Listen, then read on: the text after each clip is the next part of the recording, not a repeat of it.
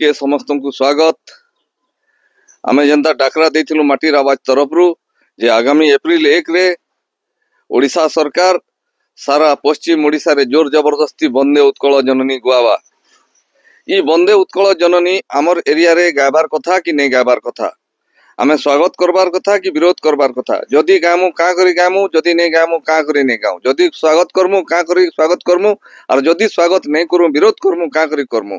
तो इटा ओडिशा सरकार रो केन प्रकार कार्यक्रम सेटा जानबार लगी आमे आज पहुंची छु केएमएम रो स्थापनकारी तथा आवाहक सुशील गुरु आज्ञा को आसु पचरामा।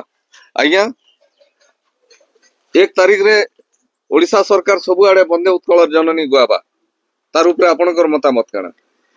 आज्ञा देखुन आमे होचु कोसल भूमि रो आमे लोक आमे उत्कल के सबले विरोध करछु। क्या थिर लागी आमे गुरे मैसी रो जयगान का करी करम, आमे मां रो जयगान नै करी करी आमे सबले विरोध करूछु जे बंदे उत्कल जननी समान नै गई करी सेरा ओडिशा दिवस करून आमे सेरा स्वागत करूछु। किंतु उत्कल रो ना नै उठबा कथा नै से जेतु उत्कल कलिंग आ कोसल तीन भूभाग के नहीं करी सेटा ओडिशा गठन होइछे। तो सेति पे से ओडिशा जननी कहबा कथा। आ जदि से माने जदि उत्कल खाली जदि कहउचन बोले कोसल आ कलिंग के भी से भीतर मिसै के से गीत करी से माने गाउ।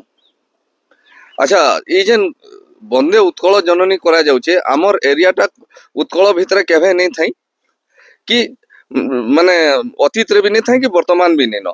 तो वर्तमान जेन ई प्रकार आक्रमण करा जाउछे ई आक्रमण के आपण केन हिसाबे देखुछन? देखुन सर, कोसल राज्य रो आंदोलन के तामने भंडूर करबार लागि वर्तमान दक्षिण ओडिशा, पश्चिम ओडिशा, उत्तर ओडिशा एंते भाग भाग खंड खंड कर देला न सरकार। जेनटा कि कोसल मूवमेंट के सेटा गुटे खुराक जोगौछे, तामने क्षतिर खुराक जोगौछे। तो नियाती भाबरे इटा छत्तीसगढ़ मिसी करी करी हमर कोसलांचल थिला, हमर राजधानी तामने बलांगीर थिला, जेनटा पाटना स्टेट को जाउथला। आ हमर भाषा होचे कोसली संबलपुरी, जेनटा कि आज मध्य आमे सेही भाषा कहूछु। हमर छुआ माने से उत्कल आम ओडिया भाषा आज मध्य से माने जानी नहीं पारबार कि किसी कही नहीं पारबार, तो बुझी भी नहीं पारबार। तो सब बेले सरकार के आमे आंदोलन करूछु। एप्रिल 1 तारीख आमे सब बेले भाषा ऊपर आंदोलन करूछु।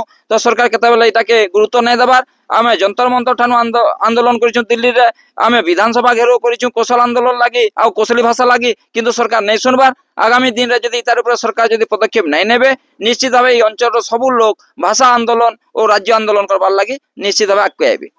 जब ओडिशा सरकार जबरदस्ती बंदे उत्कल जननी कोसल माटी रे गुआबा आपण माने काना करबे? आमे तो कला दिवस सब वर्ष पालन करूछु, किंतु ई वर्ष आमे बंद पालन करबार लागि आमे योजना करथुनु। किंतु हमर केतेटा डिस्ट्रिक्ट रो जेतु 1 तारीख रे प्रतिष्ठा दिवस पालन करछन, तो तार ऊपर हमर तर्जमा चलीछे। जदि सेटा किछि गुटे दिन ता माने अदल बदल होई जे पारे, किंतु ई कला एप्रिल 1 तारीख के आमे कला दिवस भाबे पालन निश्चित भाबे आमे करमु।